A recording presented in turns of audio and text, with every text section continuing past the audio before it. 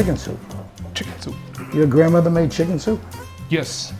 My poor grandmother. My grandmother did everything in this world better than I could ever dream of doing. And if she heard what I'm about to tell her now, she'd feel like she's a failure because she was a perfectionist. And her chicken soup stunk. But the good news is I never knew it. Yes. I thought it was great. You know? That's one of the disadvantages of eventually eating good food. You got to get rid of all the junk. All right, how did they make chicken soup? My grandmother took a bunch of chicken and she took water and she cooked it until the water tasted like chicken. You know what? The problem was the chicken tasted like paper because anything in it that was chicken got used to turn water into chicken. So how do you make great chicken soup better than your grandmother could have dreamt? You start with chicken soup. So number one, we're gonna make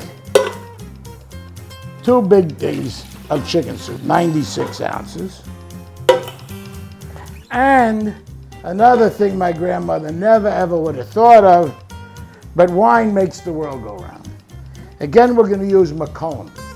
Again, overkill. I am sure you wouldn't notice the difference if you bought some of that Chilean garbage, but we have a lot of Macon around, so I'm gonna use Macon. And there goes Macon. Now these 2 chickens, because everything we do isn't unhealthy, these 2 chickens have been skinned. So it doesn't take a lot of fat to make great chicken soup. It just takes a lot of chicken. We also need some carrots and some celery and some onions, just like Grandma used. In an hour and a half, we're gonna take this off the stove. We're gonna put some matzo balls in it. And I don't know how to tell you this. It's a gourmet dish. Nothing happened. Nothing happened. Maybe 45 minutes through the way, we'll take the chickens out, take all the meat off the bones, leave it in the soup, throw the bones out, finish the soup, and then we'll serve chicken soup. It'll be chicken, matzo balls, and soup. Can't get easier. It also can't get better.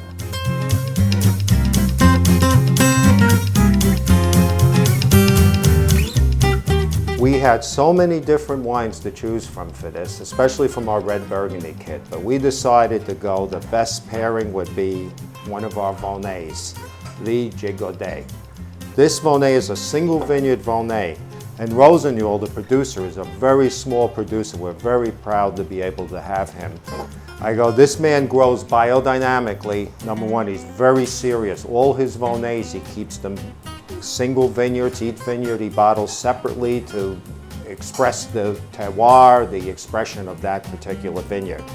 Gigodet is a small vineyard, and it's from 2010 vintage, which is one of my favorite vintages ever in my life, and I've been drinking wine for quite a long time.